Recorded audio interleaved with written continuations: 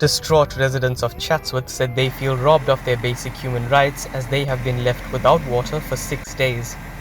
This comes as a result of a complete failure of all 3 pumps situated at the North Dean pump station. Some residents have resorted to taking water from what they say is an underground spring which flows into a stormwater drain. To access this water, the community had to remove the manhole cover and climb in with buckets. Donna Sagrin Govender, a 54-year-old resident of Montfort, has been helping other community members access this water from the beginning of this crisis. We live in the residence here for 54 years and we never had this problem with water security, but at the moment now people around this area are taking water from the drain for bathing and for the toilet facilities. Our ward councillor, we try to WhatsApp him, SMS him, he doesn't reply to our messages. And we're having this ongoing thing. And the tankers are coming down, they don't come down the side, they go up there and on the top there where the power station there. About 4 times a day it goes there and the family is there and the water goes down there. They don't come here. Very far the election day. And we're really battling for water down here. And you've got old people, the people got COVID living around here. And the virus we are sending the water to the doorsteps. One of the residents using the water from the drain is Lucky Ganesh. Ganesh said without drinking water, he and his family are finding it very difficult to survive, especially since some of his family are infected with the coronavirus. 6 days from last week Friday up to now, we're still battling with the water. We are taking on the drains. And it was spring water and we're using for washing the toilets, bathroom, and sometimes we are boiling the water and we're having a bath with it. The tanker do come, not to say no, but they're not giving us the full supply. And when the tanker comes here, we don't have a chance to get the water because the people are on top of us, pushing us down. There's no social distancing, no nothing. That's how we were suffering here all the time. Do you think the municipality is to blame for this? Well, obviously they have to be blamed for it. They have to be blamed for it because we are suffering here. We know what we're going through, filling water. And we are old, I'm 60 years old and we're carrying those buckets is heavy. And plus I got COVID patients at home. Then how long are we going to suffer like this? Not fair at all. How often do the tankers come past? Tanker maybe came once or twice so far from the time. Tankers are on the same road but not stopping here. They are stopping on top because some people have, I think they got a contact with the driver or something. He's only parking by their house. But one day, 4 times the truck came to one spot because there were some family members, whoever it was, I don't know. But it only came here once to my place. And after that, there's nothing. But there are some private people are coming and giving water. There are some private people coming giving water, but still not enough. When the tankers do come, is it a lot of people scrambling to get water? Oh my God, that's unreal. People are just pushing each other. The crowd is so big that you can't even go put your bucket. That's how they're pushing the people. Like you've never seen water in their life. That's how they behave. Residents from other parts of Chatsworth have resorted to much of the same. However, their source of the precious mineral is far more contaminated. In Smarty Town, men, women and even children work together to collect water from a nearby river. Archie Naika has been one of the residents working tirelessly to provide water from the river to the community. As you can see, all the buckets are here. I've got these guys that are helping me here, these children. We are helping the poor community that don't have the finance to pay these guys to bring the water because we're only getting the water once a week. We're getting the transport.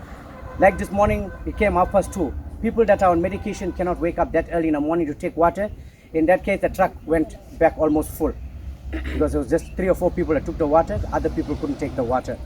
Now, because of that, and the people are on medication and they're using the toilets not so often, we have to come and take water at the stream in the bottom here, which these guys are helping me, these poor children are helping me. We're trying to help as much people as we can help for the water, for the toilets. But for drinking water, we're trying to get from the Ulum behind us. We're trying there. So there's certain time that they're giving the water, so we're not guaranteed we're getting drinking water. But whatever we got, we're trying to share with the neighbors as well, the water that we got. In Welby Duct informal settlement, residents say they haven't received water for 6 days. Community leader Brandon Bhagoti Prasad said not much is done to help his community. We've only had one tanker since Monday. Monday was the last we had a tanker in the area. Since then, there's been 2 other private individuals who've come in, but obviously you can't do so much with flow bins. So again, people were limited to water. How much they got was just for drinking and cooking, and that now has also run dry. So a lot of the residents here since yesterday have not had water. As a community leader, can you give me an account of the emotion of some of these people? We are angry. The truth is, I could tell you how they feel, but you would actually have to hear from them. This is anger, there's hurt, there's pain, there's frustration, there's neglect, there's loss. There's, over the past 2 days, there's a sense of hopelessness that is actually descended upon the community. And this is just the road I stay on. This is barely even touching the surface of the well-built community. We understand there's only so much that can be done, but at the end of the day, the powers that be need to understand that people in Wellbear also have lives. There's a lot of emphasis that's being placed on the suburbs, and everybody has a right to water, everybody has a right to live. But why is it, and this has been my cry from day one, that Wellbear has been forgotten? Community activist and religious leader Pastor Salvan Govender believes the reason many residents are not receiving water is due to those in power choosing to service only those they have a personal relationship with. It's day 6 and we've had lack of service delivery in terms of the water tankers being distributed to areas equally. And people are waiting and coming home from work late, there's no water. So one of the major concerns for us is that every day we hear a release that tankers has been allocated to our areas, and it's 1 tanker per ward. So one ward, like the ward we're standing in now, is Ward 71. It has about 30,000 residents, formal and informal.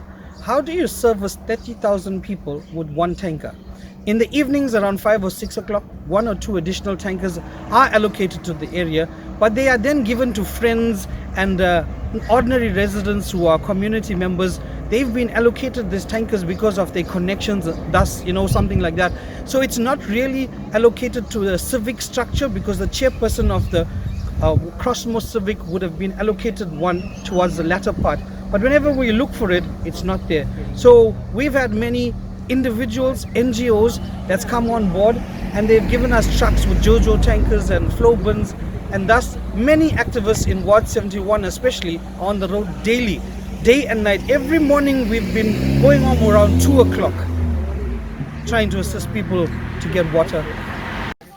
Ward 71 councillor Prevan Verdun said he understands the problem facing the community. However, ensuring every resident receives water has been very challenging.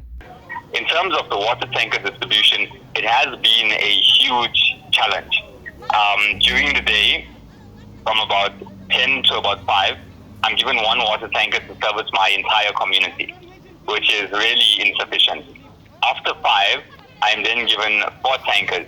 But the problems that we are having is that you see people are frustrated, they're desperate, they need water urgently. And because of limited resources, if we go to a street today, it's unlikely that we'll come back in the next 2 days.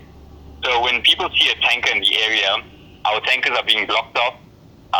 People are parking them in. People are arriving at sites with vehicles. I mean, the levels of desperation got so bad that on the link road, my tankers, there was a small protest that was there. At the Chatsworth Stadium, a tanker was, its tire was even burst. So, we can't blame people because it's frustrations and desperation, it's level of desperation. It is a strong need. But I must say I'm also thankful. We've been reaching out a lot to the NGO sector and to private business to help, to give us more. And they have been coming forward to assist us. So I am very grateful for that. So how long will it be until the residents do have water back? I don't want to put my head in the block and give a time frame. I have no idea. When it comes to engineering aspects, that's why I'm consulting so many private contractors. Is because me personally, I'm not in this field and no one's given me an exact time frame. Municipal spokesperson Msawake Maisela could not be reached for comment. Lloyd Govinsamy for Tabloid TV News in Chatsworth.